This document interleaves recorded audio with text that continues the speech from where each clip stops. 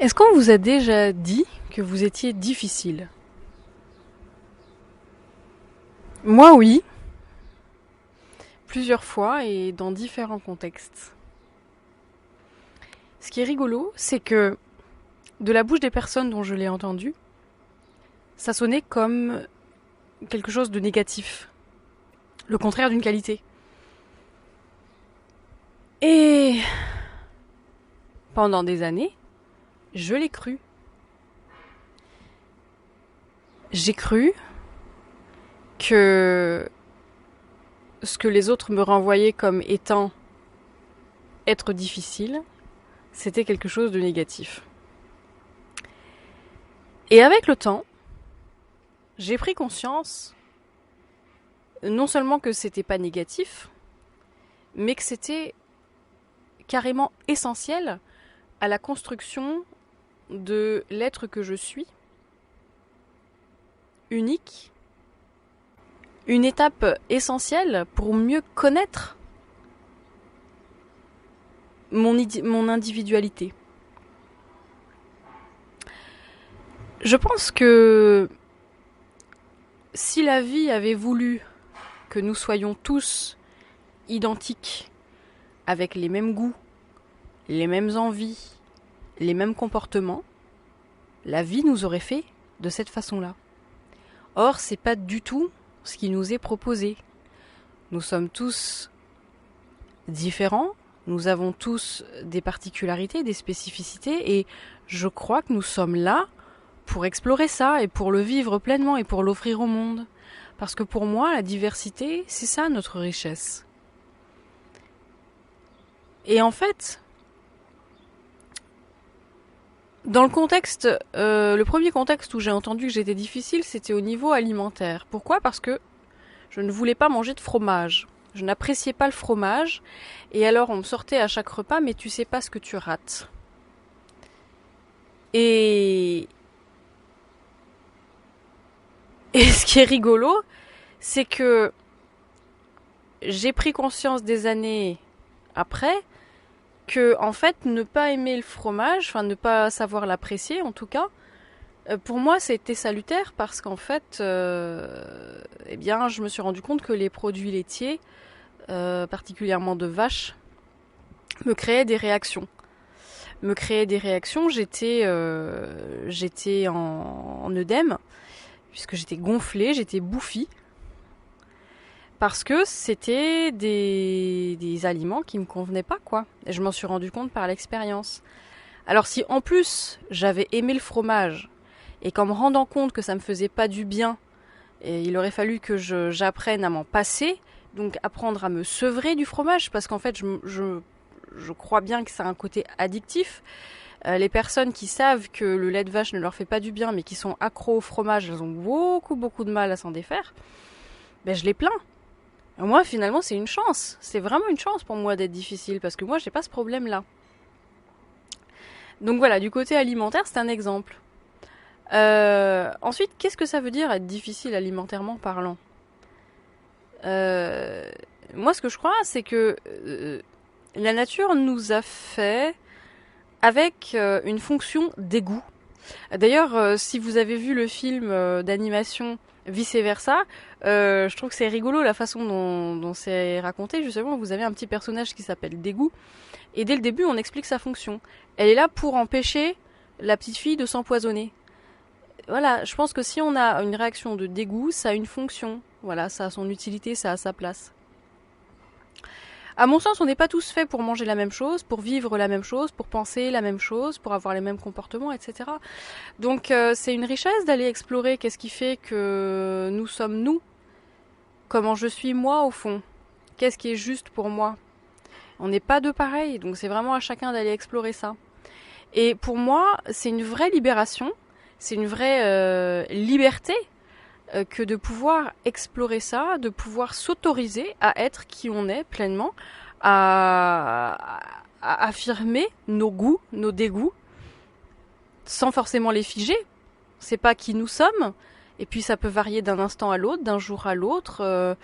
Voilà, moi pendant des années, j'avais beaucoup le goût du sucre et puis aujourd'hui j'ai plus le goût du sel. Bon bah ça dépend des moments. Et puis on m'a dit aussi que j'étais difficile parce que j'étais végétarienne. Alors oulala, t'es compliqué. T'es compliqué parce que voilà, t'aimes rien quoi. Je mange pas d'animaux donc j'aime rien donc je suis compliquée.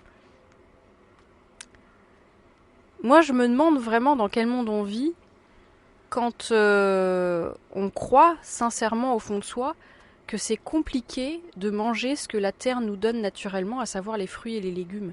Et puis des variétés de fruits et de légumes, je vais pas vous dire combien il en existe sur la planète, mais à mon avis, il y a quand même pas mal de choix, quoi.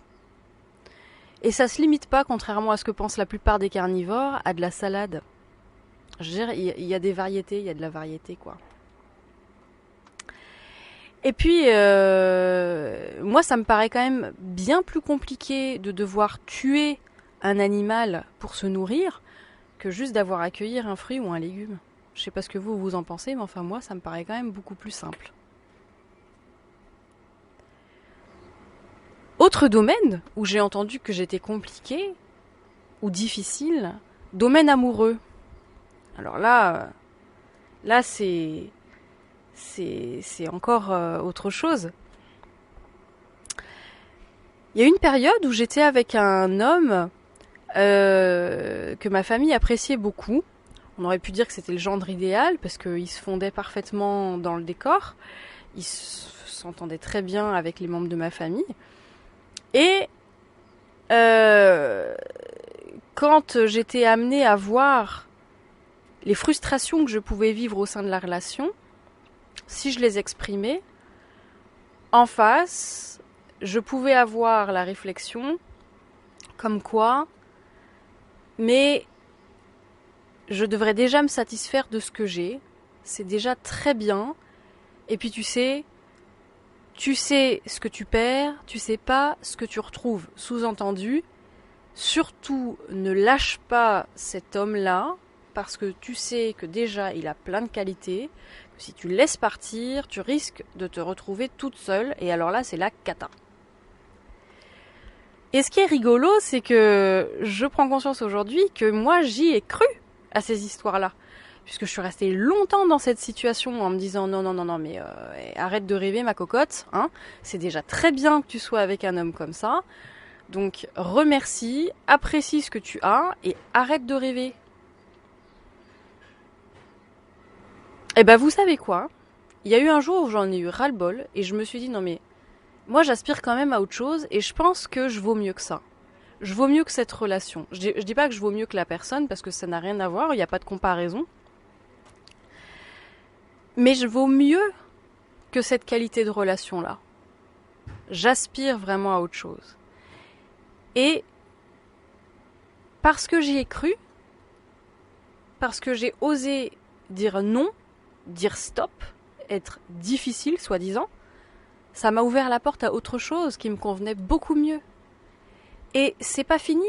C'est comme ça tous les jours, parce que c'est quelque chose qui est réajustable dans chaque instant, dans ce que le vivant nous présente à chaque instant.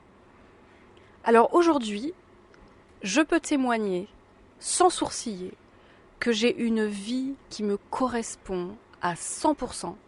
J'ai une vie qui me satisfait dans tous les domaines, qui me nourrit, qui me donne énormément de joie, qui me satisfait. J'ai une vie que j'adore. Et franchement, je ne sais pas s'il y a beaucoup de gens qui sont capables de dire la même chose aujourd'hui. Donc moi, ce que je vous souhaite, c'est vraiment d'avoir une vie que vous adorez. Comment se créer une vie qu'on adore? Eh bien, en osant être difficile, en osant être différent des autres, en osant assumer nos goûts, nos dégoûts, nos envies, nos rêves, nos préférences. On a le droit. Et regardez, je suis la preuve que si on assume ça, à chaque instant, la vie n'en est que plus belle. À chacun de choisir. Et moi, je fais l'éloge de ce qu'on appelle être difficile. Parce que moi, non seulement ça a été bon pour ma santé, mais ça a été bon pour ma vie amoureuse et ça a été bon pour ma vie en général. Alors, voilà. À chacun son choix. À bientôt.